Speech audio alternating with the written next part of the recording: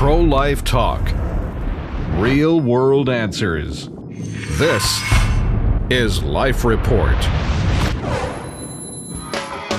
Welcome to Life Report. I'm your host, Josh Brahm. I'm here with my friend Gabi Vehrs, and this is something different today. We were having a conversation earlier about this kind of idea of what is it that the pro-life movement really needs, especially in the next 10 years. Not so much on the legal end of this, but more just on the personal level. What is it that pro-life people, whether they're full-time or whether they're not, what is it that we need the most? What is it that we care the most about? And so we started talking about this idea, and then suddenly we thought, I bet some of the Life Report audience would just like to be able to maybe sit in and listen in on that conversation and even interact with it. And so that's what we're going to do. We haven't even really fully fleshed out these ideas, but I know that we both have things that we're passionate about, some things that I've been thinking about a lot in the last couple of months that kind of fit in this topic. And so why don't we just start at the top? What is it? What are one of the things that you feel like is really important that the pro-life movement needs for the next 10 years to be really successful, Gabi? Well, I think first of all, we need to consider, I was reading a business marketing book, and one of the points it made, this is Good to Great by Jim Collins, is that you need to be able to face the brutal facts. And I think that's something we need to do, but still face the brutal facts, but be hopeful. And I know that it's common among some pro-life groups to talk about our generation being the generation that ends abortion. I think that's very hopeful, and I hope that does happen. But because of some conversations I've had this past summer, I'm not so sure that's actually going to happen. Now, it doesn't mean I lose hope for the pro-life movement. Right. I am just, because of looking at this culture, I think it'll probably happen later than maybe I originally thought. And I think people need to understand that and have a long-term focus. Yeah. So everything that I think we'll discuss about today has that in mind. Yeah. Yeah. What is the long-term impact we want to make in the pro-life movement? How could we set ourselves up in a good trajectory, no matter how long this is, even if some of the people we know are wrong, and even if abortion ends in 10 years instead of 50, what trajectory would we like to see everybody on that will help us get there, as fast as possible, I guess, would be the thought. And where do we want to be in 70 years as a movement? Yeah. It's assuming abortion's still around, what do we want to look like? What do we want people to, when people think of pro-life person, what do we want them to think? Because I know right now what a lot of people think, and it's not good. Yeah, it's someone that's weird and probably holds a sign and does protest, and is probably a guy and probably doesn't like women, or is anti-women, or just a little off. And I don't think that's the way most pro-life people are, actually, but there's certainly a stereotype. I know part of that's media, and there's some blame that can be put on the media. I get that, but it's not all the media's fault. In fact, those people exist. And what if? I like when my brother Tim said on the show a while back, we should be known by our love. What if the pro-life movement was known by our love? Actually, when people thought about pro-life people, they thought about people that love them, that thought about people that take them seriously. I wrote on my blog a while back that it would be awesome if right now there's this kind of assumption, or just in general, people don't take each other's ideas seriously. What if pro-lifers were the ones that changed that paradigm? How awesome would that be? So those are kind of some of the things that are going on in the back of my mind. But before we get into kind of some of the relational stuff, you talked about, you feel like it's really important for there to be more full-time advocates. So tell me about why you think that is, and yeah, I just want to hear from you on that. Well, I think we do need full-time pro-life advocates. I think grassroots level activism is really important, like the people who spend one day a week volunteering at the pregnancy care center, stuff like that. That's really important. But we also need full-time pro-life advocates. There's an illustration. I'm not sure who originally said this. I've heard it, I think, maybe from David Lee at Justice for All, and I did an internship over the summer with Justice for All. One of my fellow interns, Katie Worley, talked about this, that abortion is like a bunch of people throwing babies into a river and they're drowning. And they're the organizations that take those babies out of the river, or the last step before those babies are thrown in the river, like a sidewalk counseling or pregnancy care centers, or even the work that Rachel's Vineyard and other post-abortive organizations do. That's really important. But we need more full-time advocates that are changing the culture's mindset. so that people aren't even going to consider throwing their children in the river. Right, that it becomes unthinkable. I like a friend of mine said it this way. She used to work for a pregnancy care center, and then she was a development director at a pro-life advocacy group. She said, we need people that are stopping abortions. That would be like the pregnancy care centers and Sabbath counselors, and then you need people that are trying to stop abortion. Yeah. And you need both of those working at the Absolutely. same time. I really liked that. Yeah, and so that means a lot of different things. Like my skill set is not politics, but we do need lobbyists. We need lobbyists. And we don't want to do it, right? I know. That sounds awful. Someone asked me that. They're like, well, would you ever consider a lobby? I'm like, no. Nope. never. If it was the last thing, if it was like an island situation, it's the only one thing left I could do. I think it's because we're introverts and we're just not interested in politics. That sounds awful. But we need those people, and we need people in think tanks, and we need writers, and we need philosophers who are in ethics departments at universities, and we also need people who can do stuff like Scott Klusendorf, speaking like you do, Josh, or like, working on a campus club, full-time advocates. I think that's really important. Yeah. What if I was thinking about just when I think of how valuable it is that there's people like, and so here's some of the people I'm most biased towards. So no offense to I've got a lot of pro-life friends, but when I think of people like Steve Wagner, when I think of my brother Tim, when I think of Becca and Catherine and some of our friends at Justice for All that are working really hard in their philosophy department, that are putting together, they're taking some old, arguments and talking points that have been around for a long time, and just after hundreds of hours of dialogue, making them better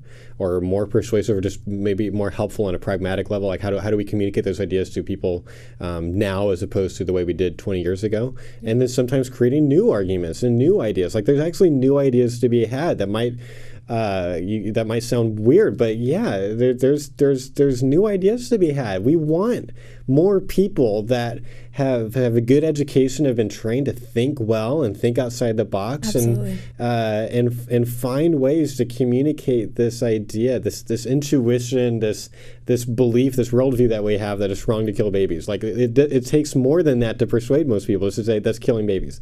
You need to present these ideas to people, and I'm so grateful there's people like that are like, we need more people doing that. We need more people doing Students for Life clubs.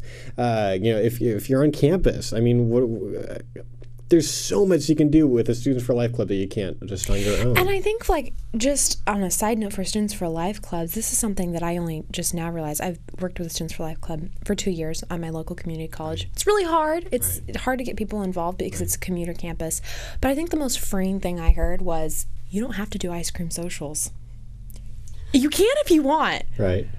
But you can actually just get out and have conversations about abortion. Right. You can build community by talking to people about the issue of abortion. So if you're on a campus club, like, don't be afraid just to set up a pool table. What do you think about sex-selective abortions? Start a conversation. Yeah, I actually think it's a lot better than ice cream social. So but whatever. Maybe both. Maybe you can build up the group with the one thing, and then go and have conversations. If you're building up your group, and then you're just having meetings, that would be lame. But I don't. That's obvious. Well, and I think both of us would agree that, well, there are a lot of different areas to be involved in the pro-life movement. I think both of us agree that those other areas will not have as much of an impact if people are not taking ambassadorship and what it means to have dialogue seriously. Yeah, I think, especially if you want to see laws changed, if you want to see one day a federal human life amendment get passed, or if you want to see Roe get overturned, then like our culture has to change. I know sometimes the laws kind of change first, and the society changes with it. I don't really think that's what's going to happen in this case. I think we need to change our society, change not everybody. I don't think it's like, we got to get 100% agreement. That's not what I'm saying. But you got to. I mean, right now, there's a lot of people that think that at least some abortions ought to be available. So that happens a lot of the time on a one-on-one basis.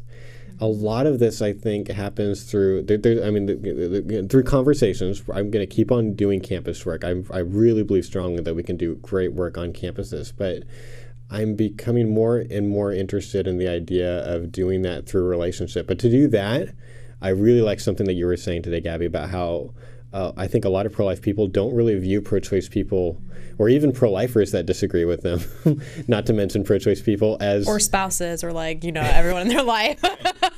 What have you viewed them as intrinsically valuable human beings? Yeah, see, that's something that this summer, really, like the past 7 weeks or so, I've really have been thinking about. Catherine Wirtz at Justice for All has been instrumental in that, working under her this summer through an internship. If you are a college student, I recommend check out their internship. If you want to do full-time pro-life work, there is no better way to get trained than to spend a summer with Justice for All, or 4 summers, every summer of college. Go spend time with Justice for All. They're amazing. And Catherine is so good at appreciating the person in front of her and delighting in the fact that they are made in the image of God. No matter who it is. No matter who it is. It can be the very angry, frustrated pro-choice person who comes up to you on campus. If they are angry, it's very likely they actually they're hurting. That at least has been my experience on campus. It can be the pro-life person who disagrees with your tactics in the pro-life movement. Yeah, I'm struggling with this one right now. Yeah, and it's hard. And it's hard for us to look at people and say, you are valuable. You are created in the image of God, and I am going to treat you as better than me. Like that is what Christ commands us to do. And we have to be humble about that. Something we talk about at Justice for All and in the speaking, the training seminars that we do is, do you believe false things? Yeah. Do I believe false things? I know I do, because I've believed false things in the past. And as I've encountered more truth, my beliefs have changed. And so I think we have to keep that in mind when we're talking with people. Yeah, I completely agree with that. If people, I think a lot of times the people that I'm struggling with sometimes online are people that I feel like, and maybe they're not, maybe they just come across this way, but certainly they come across very, very close-minded, very, very, I'm obviously right about everything. And so if we disagree, obviously you must be wrong. I mean, it's a deductive argument. I'm right about everything. You would disagree with me, so you must be wrong. Like that's so. But like this is very. I mean, I'll just, one recent story. I mean, this is we had. If you're on Facebook commenting on stuff, please read an entire article before posting a comment, because I'm sorry, if you like a certain big pro-life Facebook page that happens to feature a lot of my work, and we just had a recent thing where someone posted the episode. I think maybe my favorite episode we've ever done was on open-mindedness with Tim. It was the 4th episode with Tim. It got posted on a on lifenews.com. I'll just say what it is. It's on lifenews.com, and then like a couple of weeks later, I didn't even go to their Facebook page, but then I go to their Facebook. My brother sent me a link. They've posted this story, and we called it "Should Pro-Lifers Be Open-Minded?" And then I got to read 150 comments from people flipping out. Like, no, we shouldn't be open-minded about killing babies, and don't be so open-minded that your brains fall out. I think I saw that joke 4 times in that thread. And 2 people that actually read the article and read what we meant by open-minded, and maybe even watched some of the discussion. So it's like, when I see that can be really hard. And I think what happens with me is not only do I get frustrated, because I'm like, hey, how do I reach people if they're not even reading the article? They just reading the title. I'm not going to be able to reach you. But there's also part of me that then kind of puts you in this like group of like, now you're just like an avatar to me and a name, and I'm not thinking of you as a valuable human being with all these experiences. And I'm just saying I agree with you. No, and I think like there are 2 things that we can keep in mind there. First of all, if you are someone who is like that, and I think we need to be humble about that, and we need to seek to change our ways and our attitude and our manner. But the second aspect, I think, is that for a lot of our listeners, and for you and I, Josh, we really care about open-mindedness. We care about truth. And so what we have to do in that situation is to truly listen to the person and their concerns, which leads me to my other point that best happens in person. Right. I can find lots of angry pro-life and pro-choice people online. Me too. But if I really want to make an impact, I have found there are a couple relationships I've had on Facebook that have worked out where we've been able to have dialogue. But for the most part, the most powerful conversations I've had have been on campus. And why don't you share about you have a couple long-term relationships you're investing in. I mean, well, I've definitely been thinking a lot about, Christians talk about relational evangelism versus, there's kind of been, I know of 3 common phrases that have evangelism, and there's street evangelism, which usually means open-air preaching. I'm not a big fan of that unless you're really good. and I don't think very many people are. There's like conversational evangelism, which is like what we do at JFA. We go on a campus, we try to create conversations with strangers that we might not see again, but we're trying to do it really, really well. Or like door-to-door, would that be where door-to-door would fit in? Like, yeah, probably. Yeah. I would say definitely. I think college campus is probably better than door-to-door. But yeah, in general. Facebook type stuff could even be like that. But then relational evangelism would be, okay, we're actually going to I'm going to be friends with you for a long time and not see you so much as a prize to be won. Like I watched this interview with Ira Glass that was fascinating. I told all these people like this really had an effect on on the way I thought for a while, and I blogged about it. But I'll just say what happened was this really interesting Christian guy who's been writing about relational evangelism for like 20 years. Jim Henderson interviewed Ira Glass, who's this atheist who has a show on NPR called This American Life, and a lot of people have heard him. He's a really, really interesting guy, and I found this interview because he made the statement in the interview about how he doesn't make fun of Christians on his show. Like he actually features nice Christians a lot. So they're talking about that, and he goes in this little rant about he feels like Christians, more than any other group, are really mistreated by the media and given a worse name than they deserve. And then he tells this story about being with this couple, this missionary couple in Chicago, for a show he was going to do on Chicago gangs. Glenn and Jane, I think, yeah. And so he finds out, like, these are the only people, if you want to learn about gangs and you don't want to work with the police, these are the people that know all about the gangs and are talking with them, going into the prisons, like, this is it. So he spends like 7 minutes talking about this, I think it's like a month and a half that he spent with this couple, working on this show, and they're total Christians. But he said he really liked them. He's like, they're no BS, and they're funny, and they really care about gangs, and that's enough to build a friendship on, And Jim ends up asking him, well, did they give you the pitch to the Christian, And he said, yeah, he did. He kind of describes this, this drive at night, in the rain with Glenn. And he gave him the pitch, but he said, and this was fascinating to me. I was like, this was going on in the background. I'm doing other stuff. And then he says this thing, and I stopped, and I had to rewind and watch it again. He said, I didn't care. What didn't offend me or anything when he gave me the pitch, because we were already friends. Mm-hmm. He said it wasn't like a stranger trying to talk into my life, like, you need Jesus or something. Like I said, if that happened, it would be like, who are you? Talking into my life, but we were already friends. We cared about each other. And I gave him some, we talked about religion. I told him why I wasn't a Christian, and he kind of said that he's going to keep working on me, and we laughed about that. And Jim asked him, would you hang out with him again? He's like, any day of the week. I would totally hang out with him. Like, that for me is maybe the most powerful endorsement of relational evangelism I've ever heard. And it's coming from an atheist guy, a really cool atheist, but an atheist. And so I start thinking about, there's a couple relationships in my life that have meant a lot to me lately. I even posted the Ira Glass thing. Someone else had said, you should be such good friends with your, atheist or whoever, that you have refrigerator rights in each other's house. Meaning, like, you guys can just, without it being weird, just open each other's fridge and grab a Coke without asking. Like, that means you're together often. You're spending a lot of time together. My friend Deanna, she's like my favorite person right now. Besides the obvious, like my wife and everything. I just say, like, I really care about this person. She's in Canada. And we've, I think, exchanged now about 150 emails each back and forth, I think was the last time I counted. We spent a lot of time. I really like her. She's really open-minded. She's really smart. She's asking all the right questions. And this is going to end with either she becomes pro-life or I become pro-choice, because, like, that's the only way this can't end. It's not going to, like, we're not going to give up on each other. We really like each other, and we're committed to truth, and we're just going to see this through. We're going to figure out the answers to each other's questions, and somebody's changing their mind. That's just what's going to happen. But now we're talking about things like the Bible and other things. And I think what's happened there, and this is really key, is that when you're in a relationship with someone for a long time like that, you can build up a certain kind of rapport.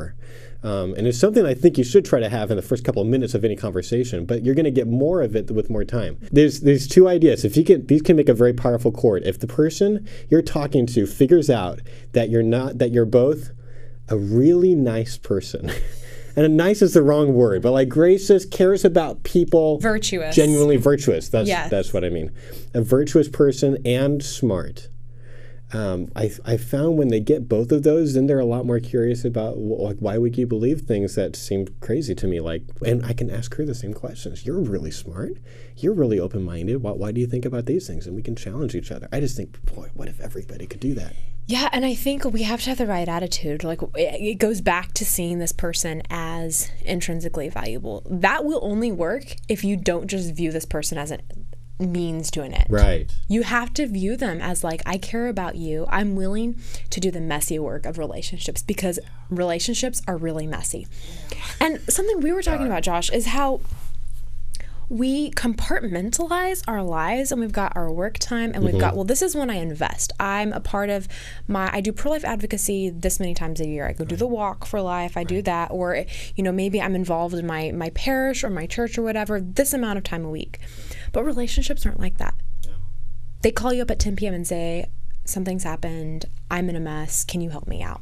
Relationships are hard, and you have to be willing to deal with the messy aspect of the relationships, the good and the bad, and make yourself available to that. That's really hard. Yeah, it's harder once you get married and you have kids. I found it is. This is so my wife and I, we've had to communicate often about am I working too much? Or for her, anything remotely pro-life is work for her. So, even for me, I'm well, I'm just blogging, I'm doing, well, that's work,